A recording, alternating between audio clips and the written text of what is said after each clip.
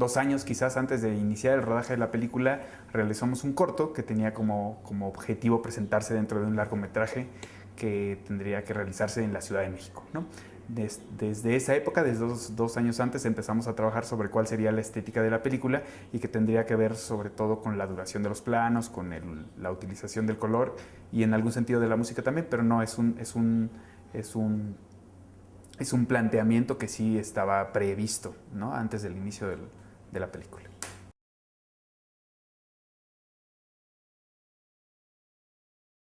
Bueno, la música era muy importante al carecer en un sentido estricto la película de diálogos. Me parecía que la música era el vehículo adecuado para hacer conocer las características particulares de cada uno de los personajes. Así decidí, ¿no? Es un proceso que sí es quizás el que tuvo que ver, que se desarrolló más durante la postproducción de la película y que tuvo que ver con la selección de la música particular de cada uno de los personajes. Por ejemplo, para el personaje de Jonás había decidido que de acuerdo a sus características y a su manera de vivir y de desenvolverse dentro de la trama de la película tenía que su música particular tendría que ser la música electrónica.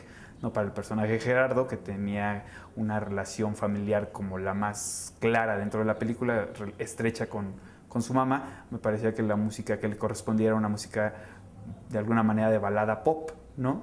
Y para el personaje que trabaja, Sergio, que trabaja en la universidad y que es quizás el de extracción de un nivel social más bajo, ¿no? Para él me parecía que lo correspondente, lo que hablaba, lo que le correspondía, lo que hablaba de él y de sus características socioculturales era la música, una música más como de consumo popular, ¿no? En este caso la cumbia, ¿no? Pero sí, la música es algo que trabajé quizás sobre todo en la parte final de la película durante la postproducción.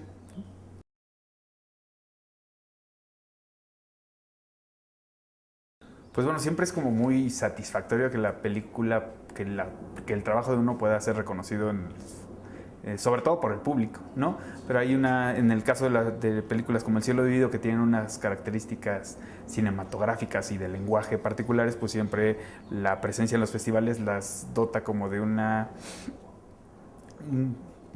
cierta categoría, ¿no? De respeto que hace que el público acceda a ellas con mayor facilidad, ¿no? De pronto, pienso que una película con las características que tiene El cielo dividido, con la duración de los planos, con la ausencia de diálogos, tendría, y ha tenido, por ejemplo, en el caso particular de México, bastantes conflictos para acceder al gran público, ¿no? En el caso, su presencia en los festivales de alguna manera asegura para algún tipo de público como un cierto nivel de calidad, ¿no?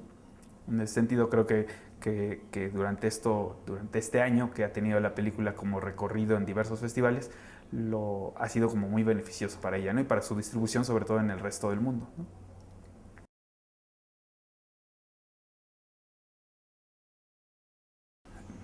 Bueno, el- mi manera de trabajar tratando de prescindir de los diálogos viene desde mi formación escolar, ¿no? Yo estudié en el Centro Universitario de Estudios Cinematográficos de la UNAM en México y bueno, desde los primeros años en la escuela me parecía que las películas, en particular las películas nacionales, las películas mexicanas, tenían un uso excesivo del diálogo, ¿no? Y que la mayoría de las veces no era como una relación, una interrelación favorecedora para la construcción de la película, sino que siempre la imagen estaba en demérito del diálogo, ¿no? Las películas se contaban, se hablaban, ¿no?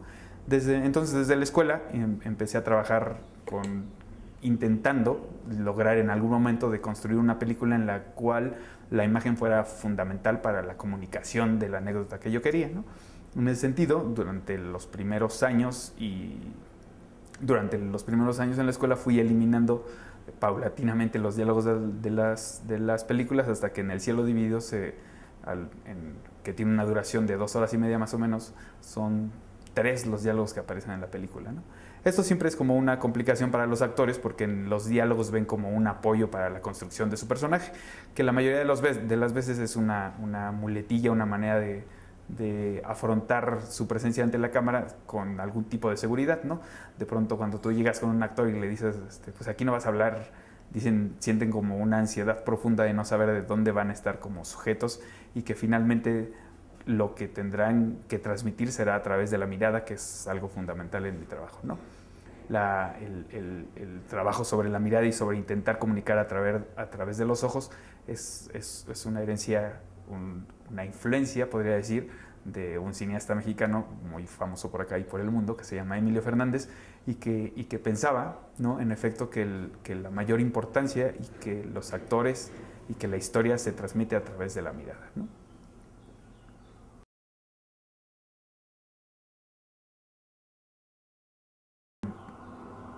Bueno, en realidad toda la película, todos y cada uno de los planos está trabajado de antemano, ¿no?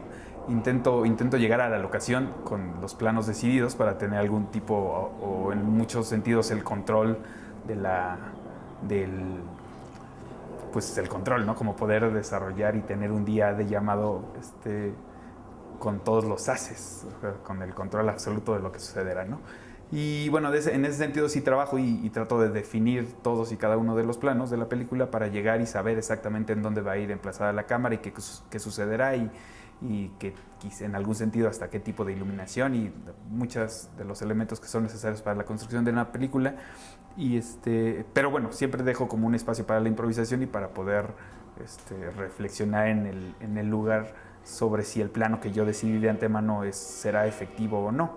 Pero en el caso en particular de las secuencias del antro, la primera secuencia donde los tres personajes se conocen sí estaba definida desde antes. En el caso hay un largo plano secuencia con entradas y con elipsis al interior, en el momento cuando Jonás regresa para buscar a Bruno, que sí fue como una solución que encontré en ese momento porque no había encontrado como cuál sería la solución ideal para ese momento particular del personaje en que se veía como libre de su relación con Gerardo y tenía la posibilidad de ir y de regresar al antro a buscar al otro personaje.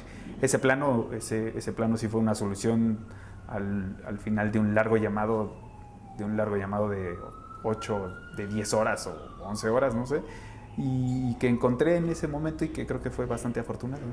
Pero en general todos y cada uno de los planos de la película están planeados previamente.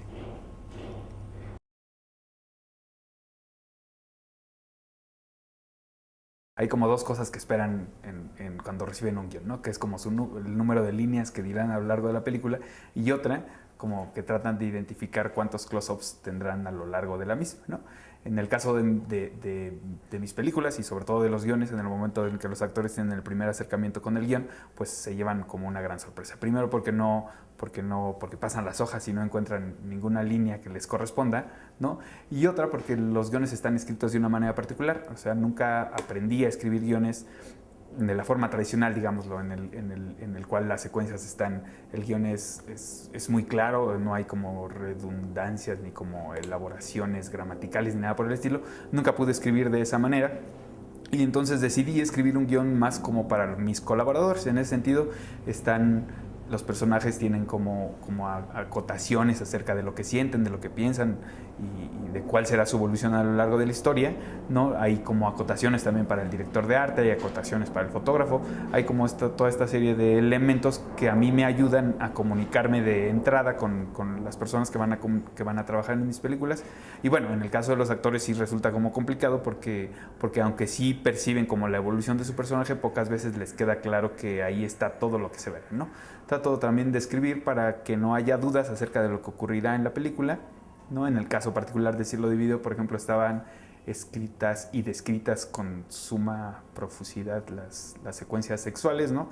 En ese sentido, pues bueno, los actores sabían qué es lo que iba a ocurrir y qué es lo que se iba a ver y cuántas veces aparecerían desnudos y cuántas veces aparecerían desvestidos, y bueno, en ese sentido fue como muy claro, ¿no? Las personas que lo leyeron, nadie rechazó el guión, a los actores que decidí darles el guión, fueron los actores que están en la película.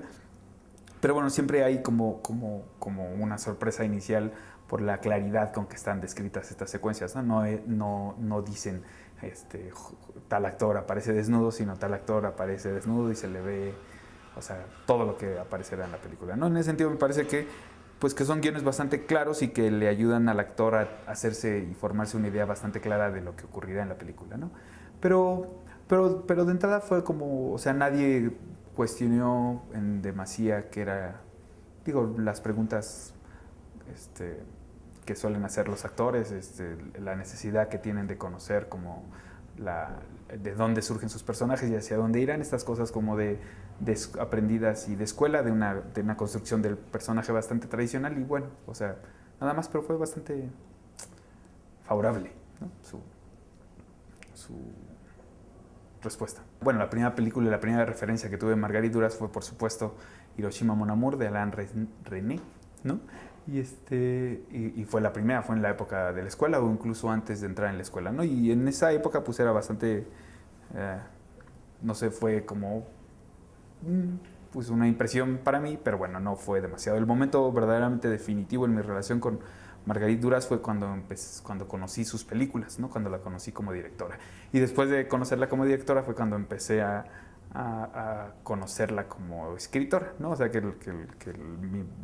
mi proceso de conocimiento de Marguerite Duras fue como bastante escabroso, digámoslo, y no de manera orgánica, sino la conocí primero en su última etapa y después en este sentido, ¿no? Bueno, Marguerite Duras en el caso del Cielo Dividido tiene sobre todo una influencia como en la manera de escribir, ¿no? En el guión intenté como de alguna manera encontrar la escritura llana, lisa y precisa de Marguerite Duras que tenía hacia sus últimas películas, hacia sus últimos libros, a partir del amor, ¿no? De 1970 y hasta los últimos libros de Los días enteros en las ramas y cosas así.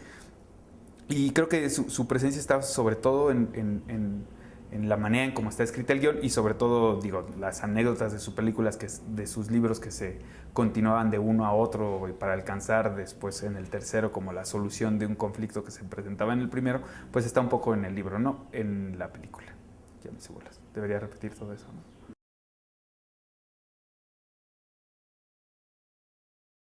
Creo que en el caso del Cielo Dividido, Marguerite Duras está por todas partes.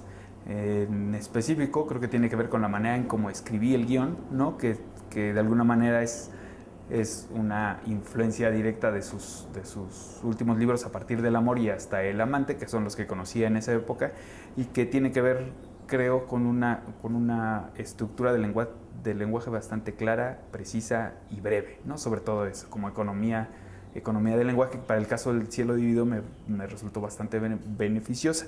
En otro sentido tiene que ver, por supuesto, su labor como realizadora, ¿no? Y con el uso de las voces en off, creo también a partir de India Song y de El Camión, ¿no? Y de La Música, que son tres películas que tienen de alguna manera como elementos bastante reconocibles en el Cielo Dividido, ¿no? Pues no lo sé, creo que sobre todo, y al igual que otros cineastas, entre ellos Fassbinder y Pasolini, en el caso de esta película, del Cielo Dividido, la anécdota de un libro en particular de Marguerite Duras que se llama Los ojos azules y el pelo negro tiene mucho que ver con lo que le acontece a Gerardo, el protagonista, ¿no? Con esta idea del amor y el deseo que permanece pese a que el amor aparentemente se haya adormecido, creo que es la anécdota que guía los sentimientos de los personajes en la película.